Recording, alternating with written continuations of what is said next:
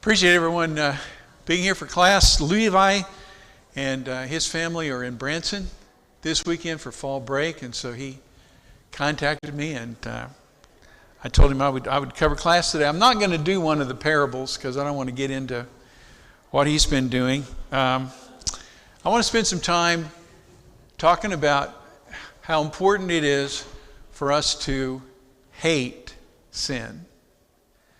I think we live in a world that really doesn't know how to do that. I think a lot of times we struggle with that. And so I want to spend some time talking about that. I want to begin by looking at Proverbs chapter 6, verses 16 through 19. This is one of those passages that I'm sure you've heard because it's one of the more famous ones that's taken out of Proverbs. This has to do with 6 things that Yahweh hates. Yea, 7, depending on the translation, that are an abomination or are detestable to him.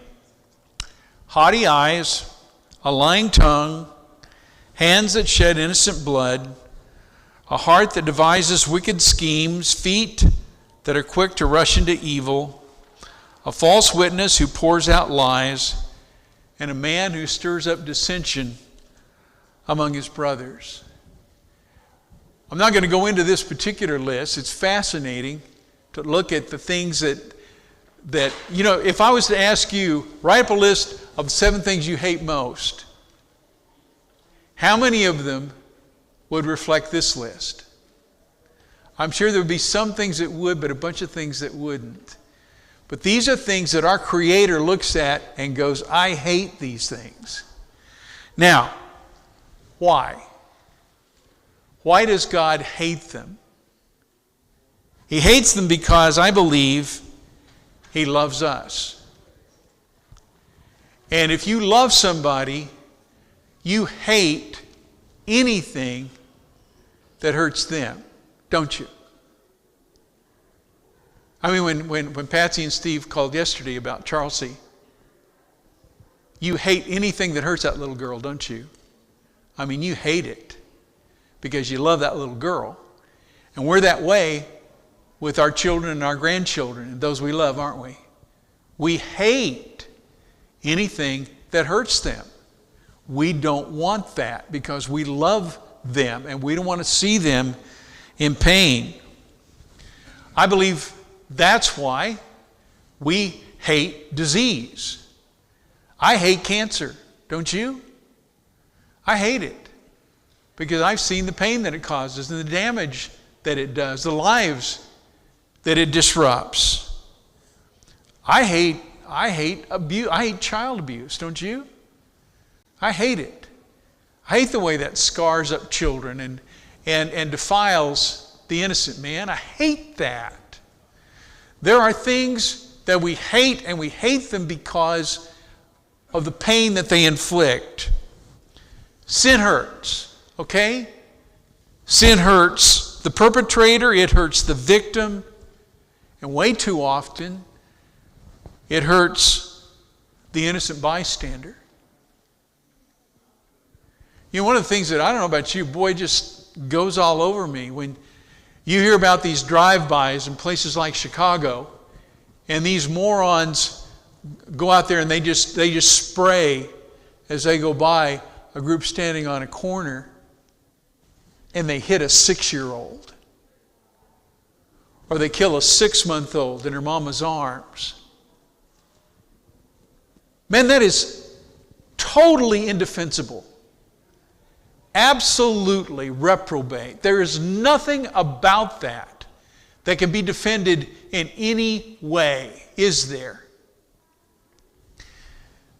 But when people get into hating other people enough to kill them, and they get themselves filled with this acid of resentment and envy and hatred, how often is it limited just to their enemies? And how often does it spread out until it hurts the innocent as well? The other day, last Friday, a 15-year-old kid with a shotgun A 39-year-old mother who's out for a morning run through a park that she runs through apparently every day. And this kid just kills her, along with his older brother and 4 other people. I mean, do you hate that? I mean, does that just make you sick? It does me. I mean, because you see, it not only takes those lives. Carol and I walk in the mornings. Okay, we walk early. We get up about 6.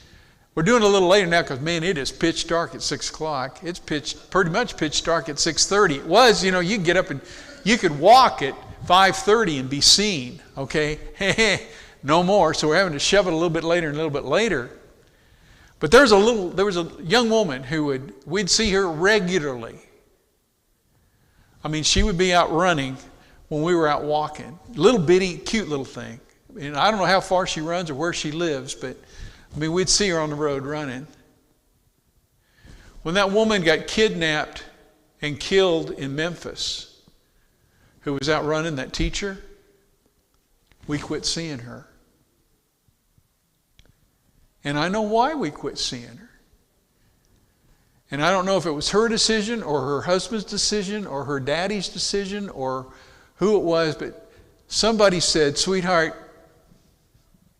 that's a crying shame. When you're afraid to even get out and run early in the mornings because you don't know what might happen to you." See, that's why God hates sin. Because it disrupts so many lives in so many ways. So, question. Do you hate sin? I mean, do you despise it? Do you loathe it? Do you abhor it? Do you detest it in all its types and forms? Do you look at sin, all sin, as repulsive as vomit or a hog wallow? Like Peter talks about in 2 Peter chapter 2 and verse 22. Now y'all know, because I've made no bones about it, that I hate liver. Unabashedly, unashamedly. Some of you may say indefensibly, I don't care. I hate liver. Somebody told me, well, try chicken livers. I hate liver. Try pork liver. I hate liver. There is no such thing as good liver. I made the mistake a few years ago of rashly promising that if you all read enough chapters, I would consume liver. And I did. For the first time in about 50 years, I consumed some liver. It was as nasty as it has ever been. It hadn't changed a lick in half a century. It's still, in my opinion, inedible. I am never going to go into a restaurant and ask them if they have liver on the menu. You know, it used to be, I would go with a good friend of mine, dear man, an elder in the church. We would go visiting. And Dudley and I, after we visited, we'd go eat at Furr's. And Furr's actually served liver, and people actually bought it.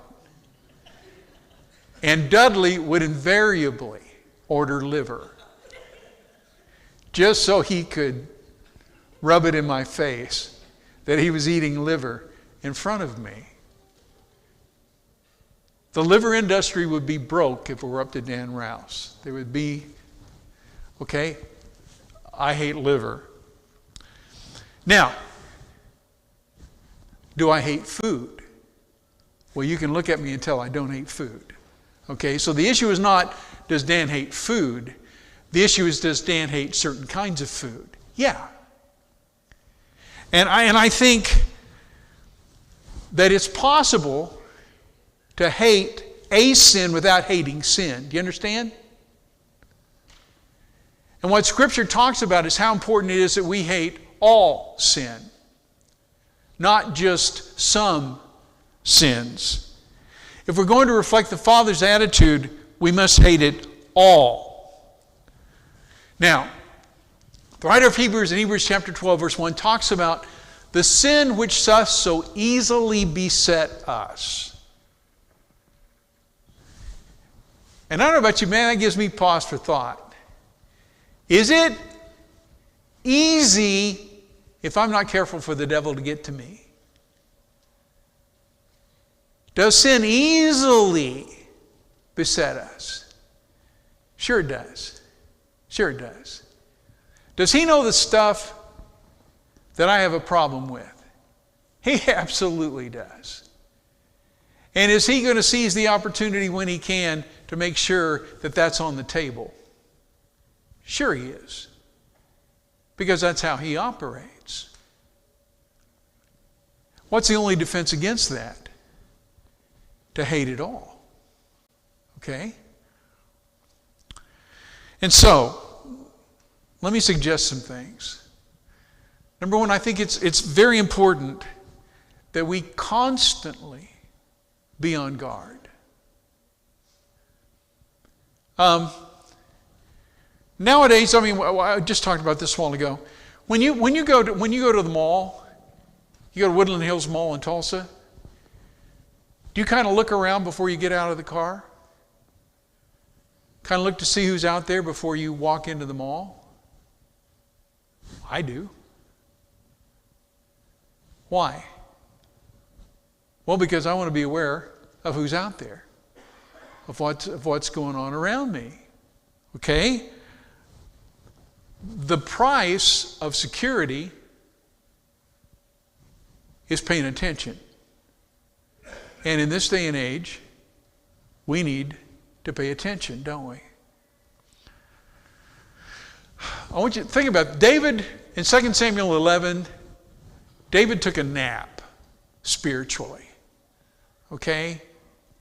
He looks out and he sees Bathsheba, and he's not where he ought to be, because where he ought to be is with his troops who are laying siege to Rabbah, but instead he stayed home. And he's at loose ends, obviously. And he sees this beautiful woman taking a bath, and one thing leads to another. The first thing you know what? He's not just committing adultery, he's betraying one of his most trusted men. Because that's that trusted man's wife. And he's betraying him. And what? From that point on, his life is never the same. He took a nap, made a stupid decision, let the devil get to him, and as Nathan tells him, from this point on, you're forgiven, but from this point on, you are going to face the consequences, buddy. And does he ever? From that point on, his life is never the same again. I've also told you, I hate snakes. I guess in Kansas, where I was raised out on the farm and all, we really didn't have any poison. I never saw a copperhead. I never saw a rattlesnake on our place. The whole time we lived out here. Never did. Now, we had black snakes and we had some other snakes, but I just never saw a poisonous snake. And they just freak me out. I want no part of snakes. Right now, all the leaves are falling off the trees, partly because of the drought, partly because of, the time of year. When Charlie and Steve and I go play golf, and I not so occasionally hit a ball into the leaves in the rough off over there, the leaves get that ball. I'm not going to go get it. Okay, I am not going to wade through leaves where copperheads might be resting. I'm not. If I can't see my way clear to that ball's going to stay right where it is. Now, somebody else will go over and pick up that ball, and that's just fine. They can have it, but I'm not going to be that guy. If it's summer and it's hot and you're down along a creek or something, Dan is not going to be over playing in the rocks beside the cliff. Okay? Because that's where snakes are. And he ain't going to be there. Okay? When I go hunting, I've got one eye out for whatever I'm hunting, and I got one eye out for snakes.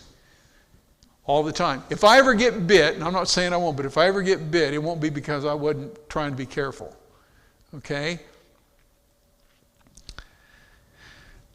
That same kind of diligence, I believe, is required in our battle against sin. That we're always on the lookout, we're always paying attention. Not saying you're paranoid, but I'm saying you're paying attention. And you're being careful. Okay? Secondly, do we have a tendency to characterize sins as big sins and little sins? We do, don't we? And there's a sense in which that's valid. I'm not even going to argue that it's not valid. I mean, is murder worse than, do you like my hair? What are you supposed to say? No, I don't like your hair at all. Well, it's different, honey, or whatever, you know. I mean, you just, there's big sins and there's little sins in there. But I'm afraid too often we get focused on the big ones and the little ones reach out and bite us. Let me illustrate from the scripture. Did Moses hate idolatry? Oh, man. I mean, that golden calf incident in Exodus 32, does he flip out over that? I mean, he smashes the 10 Commandments. He goes down, he reams those people out, and then he takes that golden calf, and what's he do with it? He grinds that baby up and makes them drink it. I mean, it infuriates him. The very idea that these people would turn their back on Yahweh after all Yahweh has done for them and worship some lousy image, boy, I mean, it makes him madder than a hatter. He hated. Is idolatry a big sin? Oh yeah, it's in the big sin list. It's a big sin. He hated idolatry. Why didn't he get to enter the promised land? Because in Numbers he lost his temper. Oh! Yeah, remember, he smote the rock instead of spoke to it, and God said, you're not going to get to enter the promised land because of that. Now here he hated idolatry and battled idolatry, and what got him? Anger. Can it get us too? Yeah. Can it bite you? Can it cause you to say stupid things and do stupid things? If we're not careful, be thou angry in what? Do not sin. David, use him again. Did David despise the abuse of power? I mean, Saul had abused his power and did his dead level best to kill David for a long time, hadn't he? And David despised the abuse of power. Man, when Nathan comes to him in 2 Samuel 12 and he tells him about that rich man who's taken the poor man's lamb, remember? Is he furious? Oh, read it, man. He's ready to kill that guy. Now, he can't, but I mean, he is ready to take care of that fella. What got him? Lust. Wasn't the abuse of power that brought him down? It was lust that brought him down. We need to understand every sin is inherently dangerous. Would it make any sense for you to drink a little strychnine every day because you avoid cyanide? Well, I never touch cyanide, so I just drink a little strychnine once in a while. Well, you go, that's the stupidest thing I ever heard. Well, isn't poison poison? And isn't spiritual poison spiritual poison?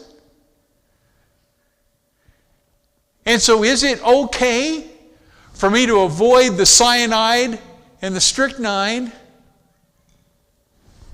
but spiritually mess around with a rat killer every once in a while? Because it's not as bad as that other stuff. 1 Thessalonians 5 verse 22, what does Paul say there? He says, you abstain from what? Every appearance of evil. Why? Because you never know. We don't. You never know when something's going to reach out and bite you. And you better be paying attention, because poison's poison. Thirdly, we need to recognize, and this is really important, that sin is never your buddy. It's always your enemy. I believe one of the biggest struggles we have is that there are sins that we like to make our buddy, because they calm us, they make us feel good, it distracts us, and so it's our buddy.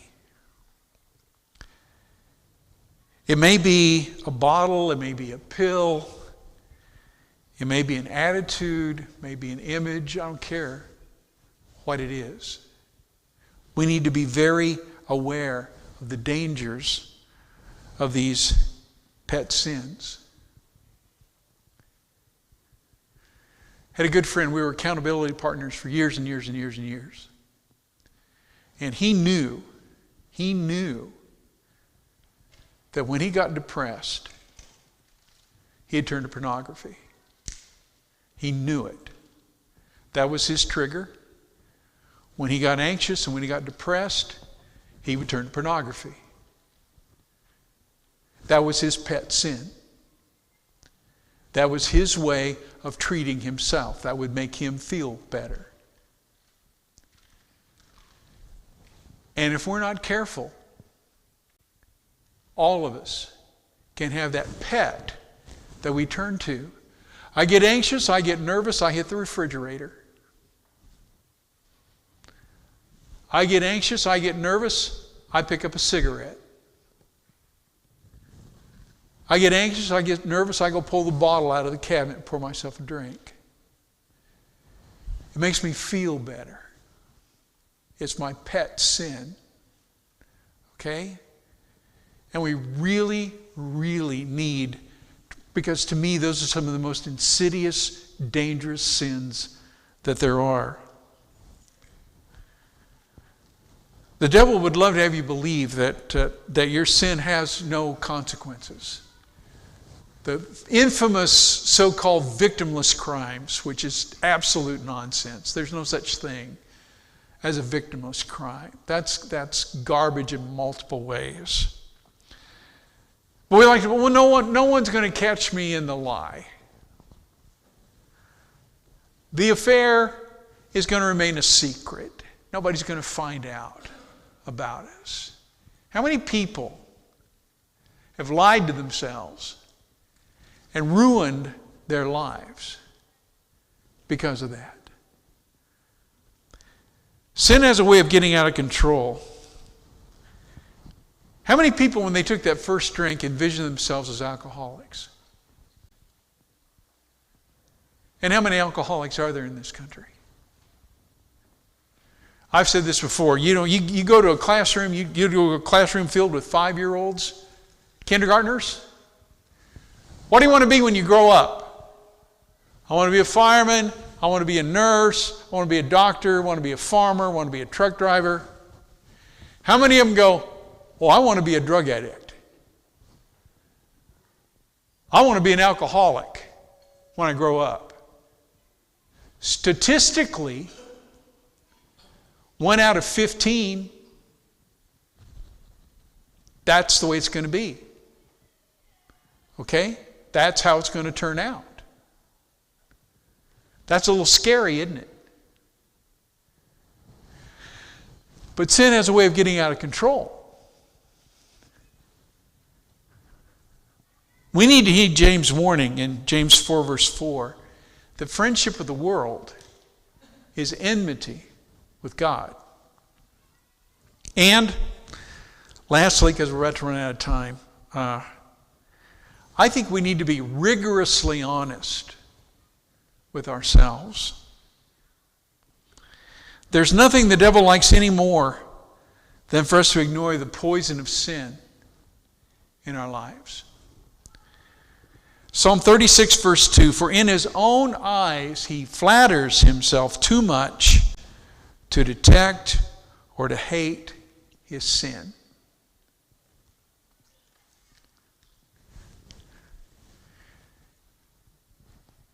Is it quite easy to make an excuse for sin? Oh, I know I shouldn't have said that, but you should have heard what he told me. How many times when you're getting on the kids in the back seat, well, he hit me first. I mean, the fact of the matter is that all of us, if we want to, can come up with convincing excuses for why you ought to let this one go, or I'm going to let this one go. In fact, if you'll think about it, I believe one of the big problems we face in our society, one of the biggest troubles we have in our culture is that we have bought into the victimhood mindset. Everybody's a victim. And it's society's fault. It's the parents' fault. It's the school's fault. It's never the perp's fault. And we play that game long enough and we reap what we sow, and man, what we're reaping ain't very pretty. And on a personal level, if we play that game, what we reap isn't going to be very pretty. Why are we wiser about our physical health than we are our spiritual health? If the doctor tells you you've got diabetes, are you going to start paying attention? You've got any sense about you at all, I know a bunch of you do, you will. You'll regulate your diet. You'll watch your sugar like a hawk. If your physician says your cholesterol is dangerously high, are you going to try to do something about it? Of course you are. Well, we can't kid ourselves that a pet sin won't hurt anything or that it's not a problem. There's really only one way to victory over sin, and that's to be honest about it. I preached a sermon a long time ago here called I called it Rats in the Attic. And it wasn't original with me. It came from C.S. Lewis had this idea, and I thought it was a good one. How many times do people have rats in the attic and they just try to ignore them? They hear them running around up there. They can hear the little footsteps and all this, you know. They don't want to get up in the attic and mess with them, and so they just kind of act like they're not there, even though they are.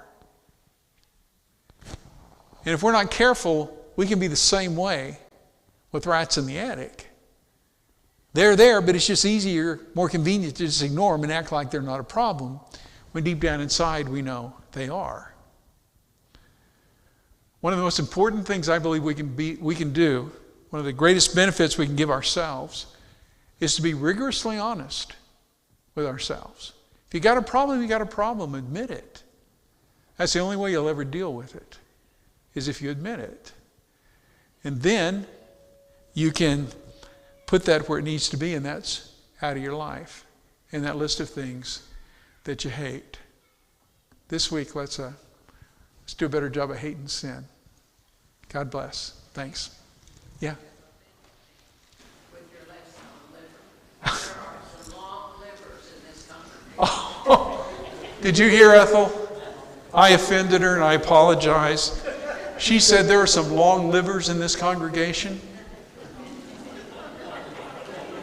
And she's right.